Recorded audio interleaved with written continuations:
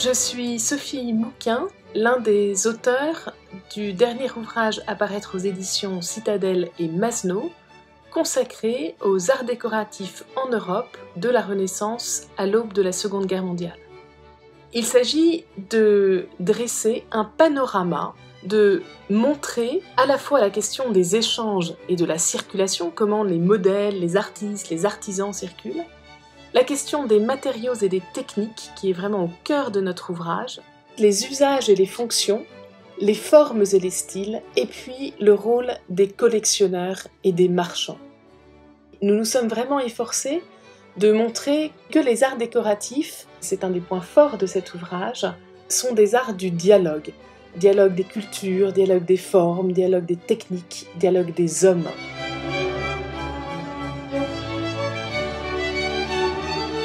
Les arts décoratifs dans toute leur diversité, parce que la diversité technique des arts décoratifs est extrême, c'est aussi une continuité dans la variation. Très souvent, on envisage les arts décoratifs comme une rupture des styles les uns après les autres. En réalité, il y a bien une continuité dans la variation et on retrouve certains motifs, certaines techniques, bien sûr, d'une époque à une autre, comme un effet de citation ou alors un simple développement, mais qui n'est pas négation de ce qui a été réalisé auparavant. Un des points forts et saillants de cet ouvrage est de démontrer que les arts décoratifs sont une histoire des hommes, les créateurs, les amateurs et ce rôle clé, bien sûr, des collectionneurs qui sont les premiers à souhaiter des ouvrages, à susciter leur fabrication et à permettre une créativité sans cesse renouvelée.